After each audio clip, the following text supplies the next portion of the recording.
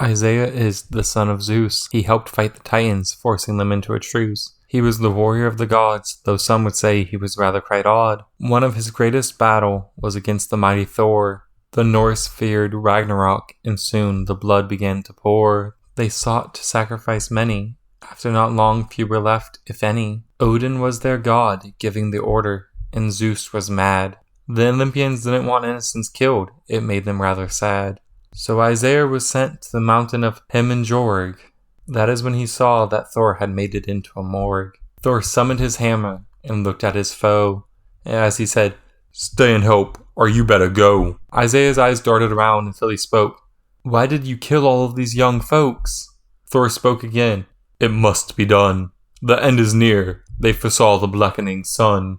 Isaiah shook his head. "Then let us find a way to stop it. This massacre is surely unfit. You must quit." Thor looked to the heavens, and Odin shook no. With that, Thor's eyes and hammer began to glow. He shot from his hammer, starting the fight, a beam of lightning burning rather bright.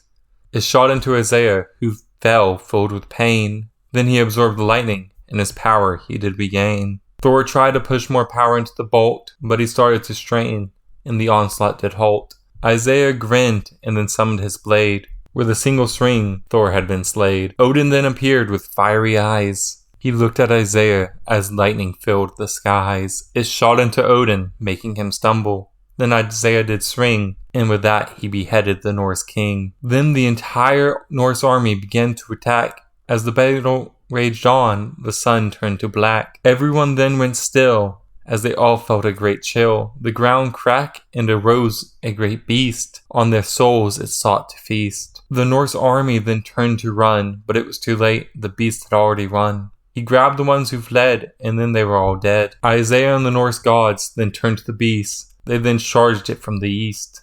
The beast growled, "You were all but fools. The sacrifices fed me, the vision my tool. Now I have arisen, freed from my prison." It was then Isaiah recognized this beast. It was a Titan. He trapped it here with the help of a priest. Isaiah then shouted, "Remember me? This time I'll kill you. You'll never be free." The Titan then smirked and had a laugh. Then it summoned a powerful staff. From there it shot a beam at Isaiah and crew.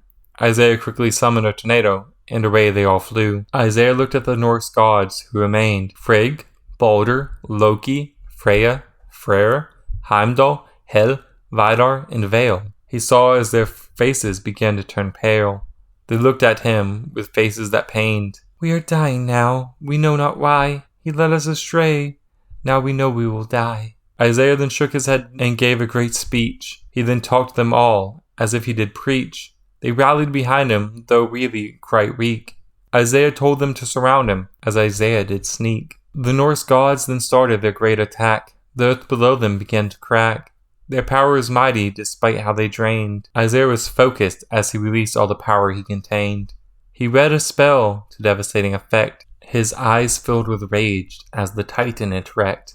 The Titan's power then were absorbed by Isaiah as the Titan collapsed into Freya. Isaiah was momentarily corrupted by the new power. He looked at the Norse gods, wanting to devour, but suddenly Frigg sprang forward, foreseeing Balder's death. She stood before him, and then she drew her last breath. Loki stabbed through her, and that was her fall. He was the one who had planned it all, until Isaiah arrived, ruining his plan. Now he had to adapt as he started to scan. Isaiah then realized he had to release the new power. He fought back as it sought to devour. The energy was released into a ball. To Loki, it began to call. The energy responded and started to fly.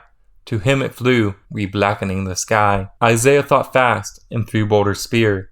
It stabbed through Loki and the sphere. The power of the Titan it now contained. As even Loki's power, it seemed to have drained. Loki was dead, and the Norse gods did cheer as Isaiah went forward and took the great spear. Balder then went to him. Isaiah was now king of the Norse, so Balder began to bow. Isaiah turned to him and told him Balder's rule he would allow. Balder was now king, for better or worse. Isaiah then entrusted him to keep the spear. Balder agreed, and the two are now best friends. An alliance that was never broken until Balder's time met its end. The story is one Isaiah thought of while in prison in fear. He once had friends, but they were mortal, and life met its end. Now he relied on King Jacob's aid. His options he then began to raid. When Isaiah awoke, he knew just what to do. He would go to the north, so then away he flew. He thought of the Ice King, the spear he would bring. Then Ares would finally be at his end, and once again he'd be helped by a friend.